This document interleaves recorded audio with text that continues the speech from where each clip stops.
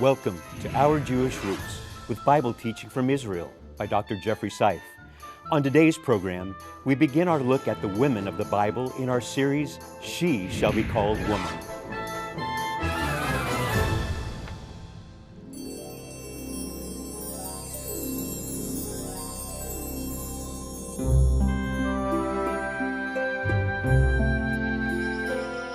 I came forth from a man. But I found favor with Successful. him.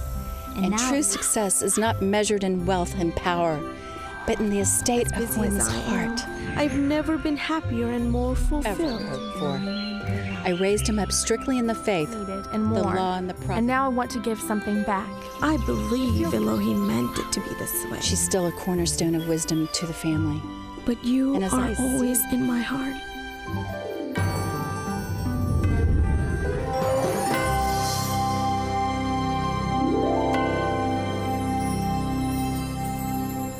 Thank you so much for joining us today. I'm David Hart. I'm Kirsten Hart. I'm Jeffrey Seif. So we've brought you many series recently of men in the Bible, but this series is about women in the Bible. We need the women, don't we? Yeah, years ago I kind of you. weighed in on it and wanted to bring the story forth, and I'm glad to do it. Yes. It's a retake of what was done some years ago, but the title, She Shall Be Called Woman, resonates in today's culture in ways that didn't exist when we first titled it. Which is very interesting. I am a woman, I think that's obvious, and I love women, but we do have a certain role in the world and biblically, and I'm kind of good with that. And we're going to discuss some of, should I say the most famous women in the Bible, but ones that portray a godly woman figure. Is that right? Yes. Now, and I sheepishly get into wanting to talk to women about what constitutes being a proper woman. I'm hardly an authority, but as a Bible scholar, as a Bible teacher, I just want to look at the literature and bring it forth, and the authorities there. Well, we appreciate you teaching from the Bible on a woman's role, and we're going to look at someone now, aren't we? Right. We take you now to the very first woman in the Bible. Her name is Eve. Let's go there now.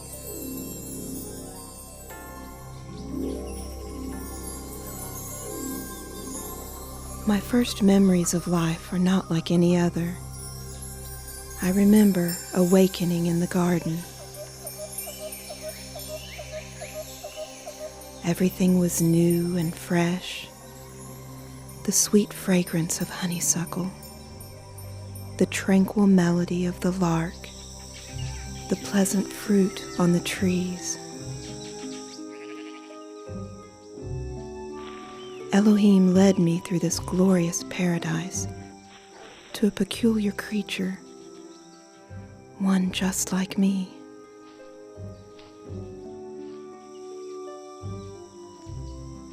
You see, I was not born from a mother and father. I came forth from a man.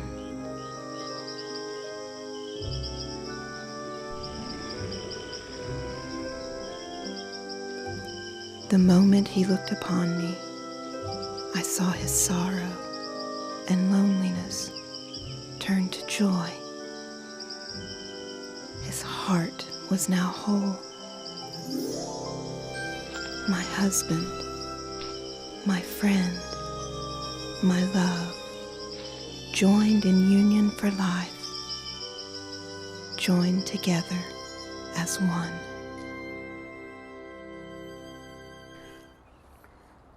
Bible's a beautiful book.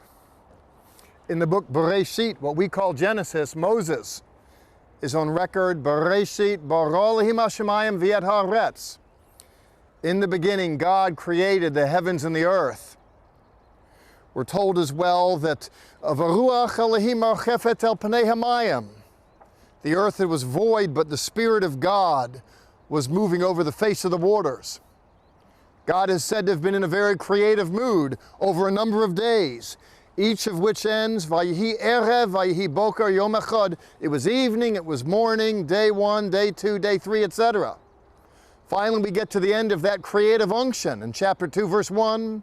Vayiklu hashamayim v'retz v'kol tzivaram vayikal Elohim hayom hashvi'i melachto asher asah. That God had made it all, and that He then settled down to rest some. It's interesting, God was in the mood to rest. However, things were just cranking up for you mankind. We're told, in fact, in chapter 1, verse 26, before the rest, God says, Moses says, Vayomer Elohim na'aseh Adam b'tzelmeinu kidmutenu. That God said, let us make man in our image, in our likeness, out of the earth. There's eretz, as in land, or there's the word in Hebrew, afar, like the dust. But then there's this earthy substance, in Hebrew, adamah, the very soil, the essence of the planet, if you will. And God reaches down, and from the adamah, from the earth, God makes Adam, he makes Adam. It's a fascinating story. In fact, in the opening salvo, we're told that God made Adam in his image and his likeness, but not just Adam alone. Along with Adam came Cheva, Adam and Eve. We're told that man and woman, he created them. While we're interested in creation generally, we're particularly interested in the creation of holy matrimony. When God reached out to Adam and made him, observed within him was that it was not good for that man to be alone, and that he was to be complemented by the creation of Cheva, Eve, who was made by God, who came forth from him. It's an interesting combination. And it's the relationship between a man and a woman. It's the woman's contribution to the man and to life that'll be the object of our contention as we continue on. God made man and God made woman. And he gave them the mandate to be fruitful and multiply and replenish the earth. And of course, we know the story, replenish the earth they did. People got to the business of finding love in marriage, and the race multiplied. We learn, however, not long after the creation of marriage, that things went horribly wrong. Not with marriage itself as an institution as much as with humankind. For while placed in Gan Eden, while placed in paradise, things went awry. Sin made its entrance onto the stage of the human drama. The race was vitiated, defiled, and the rest is history. And evidence of things going wrong is attested in the way men and women treated each other. Well, we know that Cain killed Abel, and then we see in the Genesis narrative that one of Cain's offsprings, Lamech, went on and killed a man himself. In fact, he boasts to his wives of having done so.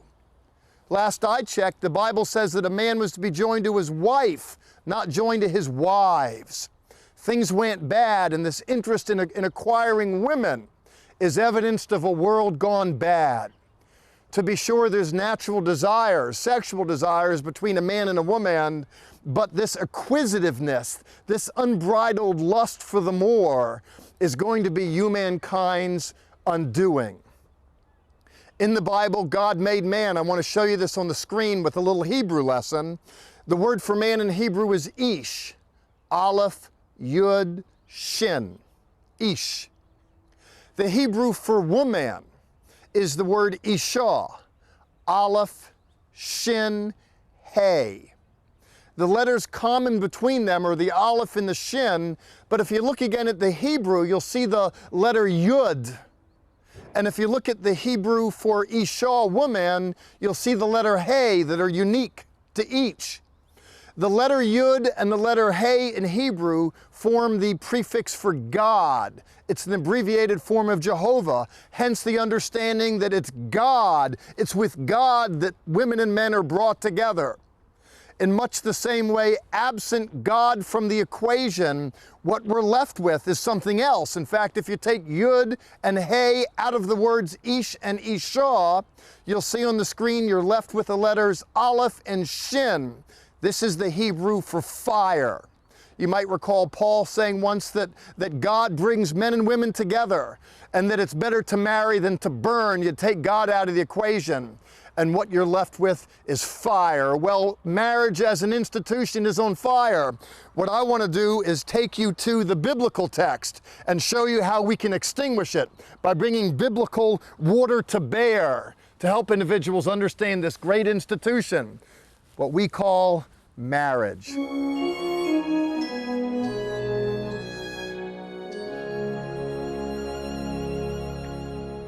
I believe that it's important for marriage to endure beyond love's first impulses. For as we mature, better that we go through life together. To help facilitate stronger bonds, I think we do well to look at the beginning of the bond, the biblical instruction for it, in fact. And Genesis chapter 2 is the go-to place, and so if you will open up your Bibles, please. I'm going to read from mine. And therein we find a lonely man. In fact, in verse 18 of the second chapter, starts off, Yomer Adonai Elohim, and God said.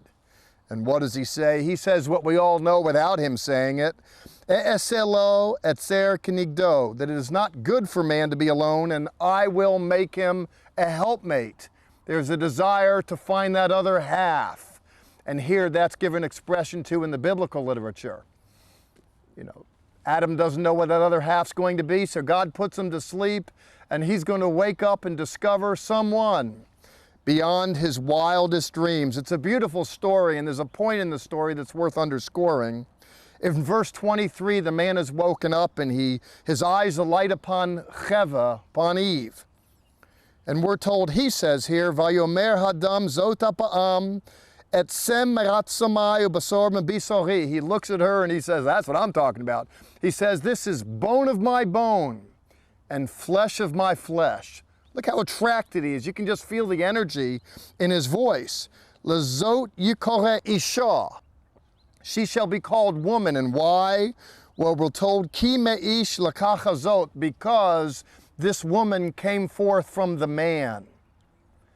And then there's some embellishment on top of this that's worth noting seriously. We're told then, Al Kain Razavish Etovi Vietimo.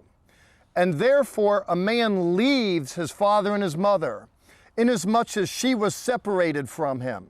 Separation is underscored, that a man and a woman leave their family of origin, and we're told, V'davak Be'ishto, and they cleave, that Adam cleaves to his wife, V'hayu levasar echad, and they become one flesh.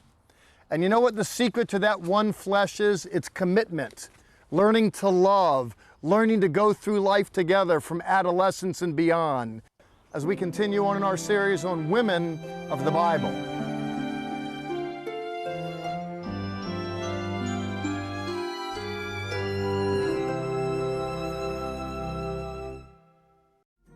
Our resource for this week, Zola's Introduction to Hebrew.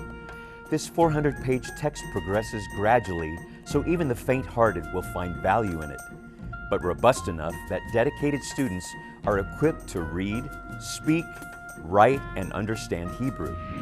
When you contact us, ask for our free monthly newsletter, the Levitt Letter, which is full of insightful articles and news commentary.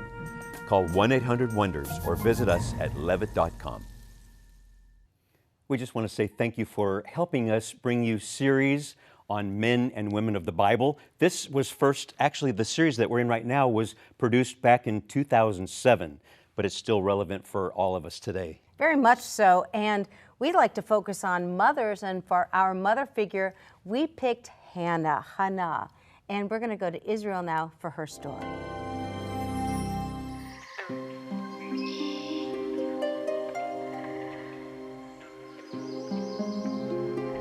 My son, I know we were together only for a short time, but you are always in my heart.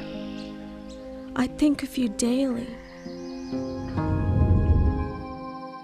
And you may not understand now, but I made a vow to Yahweh that if He would turn my affliction and give me a son, I would give the child back all the days of his life. That is why you live in the house of Elohim and serve the priests.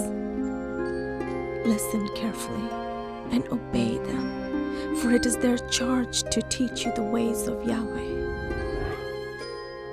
Samuel, I will always be your mother, and you will always be my son. Wear this to keep you warm and to remember me when you are lonely.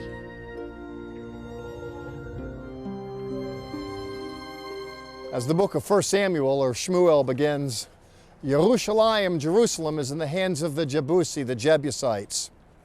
David is soon to come, but he doesn't appear in the narrative yet. In fact, there is no king in Israel. The Jewish people don't have a central leader. There is no capital city. What you have are individuals living out in various farming communities. They live in villages. They live in humble homes, just like Elkanah here.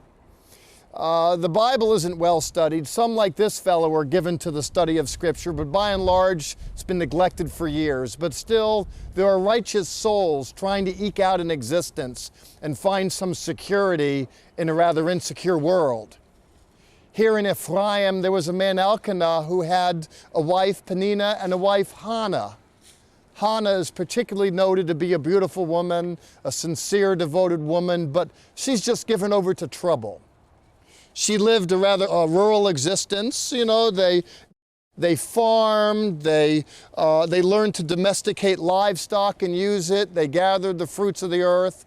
In effect, they live a peasant life. They didn't expect much, but a woman still expects love, and it's not too much to ask to find love from a man, and it's not too much to ask for children. Oh, Hannah was a broken woman. We learn this story in 1 Samuel, how she's so very vexed. Not only is she unable to bear a child, she's really unable to bear the angst generated because her rival, the other woman in the house, is given to childbearing and is forever putting a thorn in the side of Hannah. Why is that? Because her husband loved her so very much.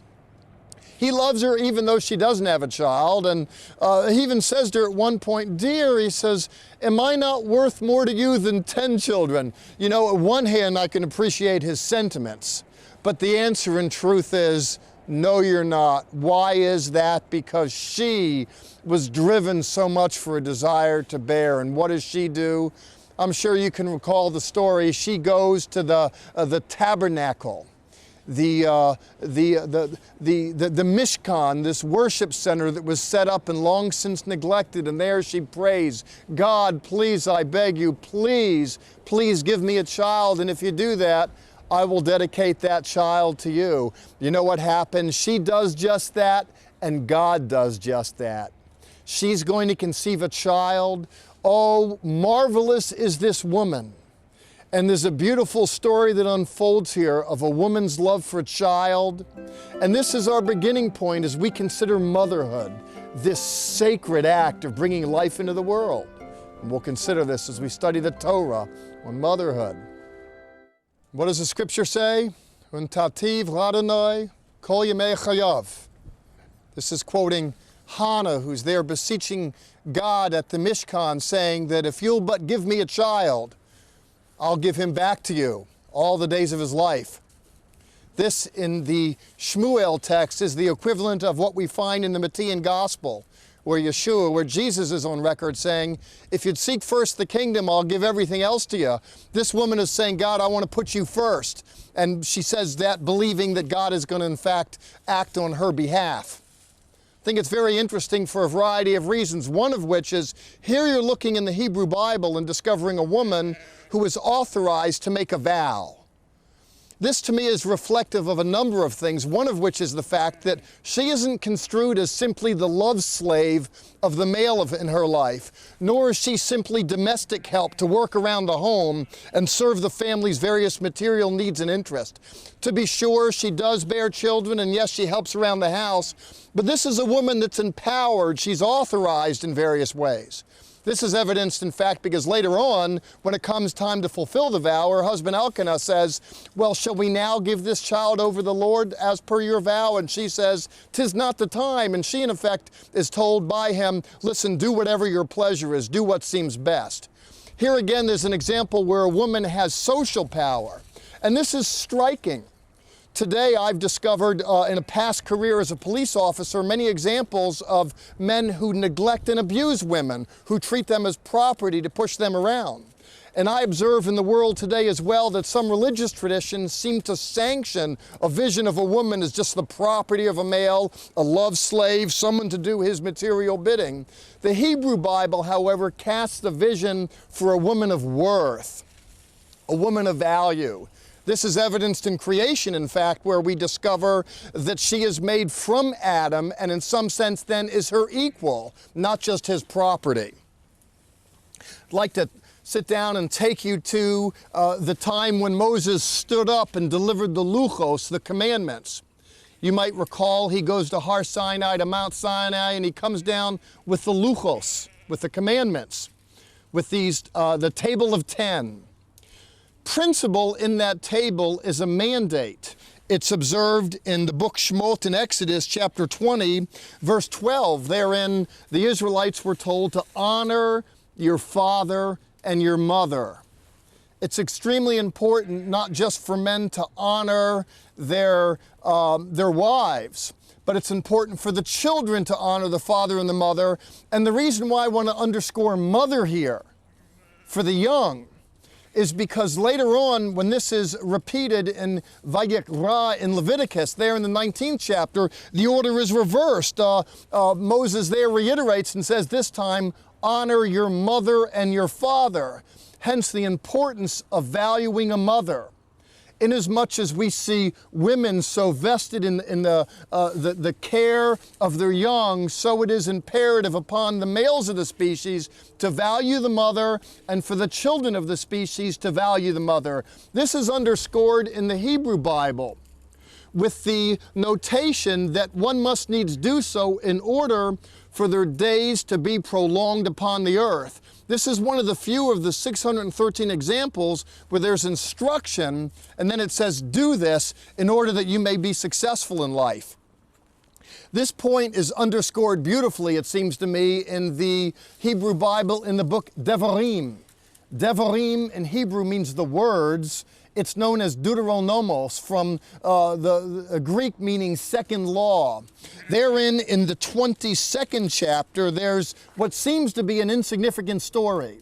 Here, Moshe Rabbeinu, Moses, is on record saying that if you walk along the path and stumble upon a nest, or if not on the path, if you see a nest that just happens to be upon the ground, one that fell from a tree branch, and as this one here has fallen and eggs have fallen out, here the instruction is that if a person is walking along the path or discovers a nest and that person says, I want to eat the young, the person is told that if the mother bird is around, they are not allowed to touch the eggs. The instruction in 22:6 and 7 is that one must needs shoo away the mother. And after doing so, then the person can take the eggs. And after this law, one of the 613, it says, do this in order that your days might be prolonged upon the earth. Here we're looking at the few examples, Spartan texts, where there's a commandment to do this in order that you may prosper. And why is that? So sacred is the bond between a child and a parent that it extends not just to humans, but to the smallest of creatures, the birds. The Hebrew child is instructed that the relationship between a mother and a child is sacred. And so it is that the children must needs honor, respect, and help the mother. If this boy learns this at a young age, you know what's going to happen? Inasmuch as he's learned to honor his mother, he's going to grow up and you know what? He's going to honor his wife. Would we not do well to open up the Hebrew Bible and come to terms with the obligations to honor the women in our world, our daughters, our mothers, our wives?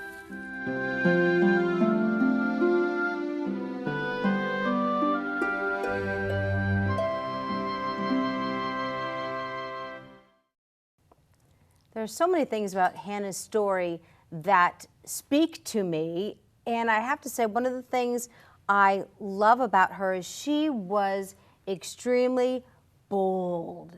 She went into a man's world. She went into the tabernacle, and she wasn't supposed to, but she was bold to call on God for what she needed. Yes, and to me, fascinating, the male in the story, the priest was just a worthless piece of human wreckage, clueless, didn't even know what a praying woman looked like, and he's supposed to be in charge of the religion. She certainly is a hero in that story, and she gave birth to a hero of the story, Samuel, who really gets the ball rolling in a change of dynamics in biblical literature. This woman was incredible, and she was at a certain place in time, and she was a significant personality. can I say this too, that we were just in that spot in Shiloh where all that took place. And I know that you have some amazing moments in Shiloh where all that happened. I do. That's one of my favorite places. They say that, Hakotel, or the Western Wall, is the closest to where the Holy of Holies was. But in Shiloh, you're right there where the tabernacle stood for hundreds of years. And we don't think about that spot much, but that's where Hannah went in, and she was bold before God and said, please give me a son. I'll give him back to you, but this is what I want. That's right. The tabernacle was there for hundreds of years. And to your point, a lot of people, in trying to understand what life is all about, what gender is all about, a lot look internally, and they look to the future, and they look at the present. We want to look at the past. We think that it's important to look at the book and what's modeled in there, what's taught there, and to bring that forth. We think it would alleviate a lot of confusion that exists in modernity. What do you think? Well, I agree, and I've got to jump back to the beginning of the program real quick.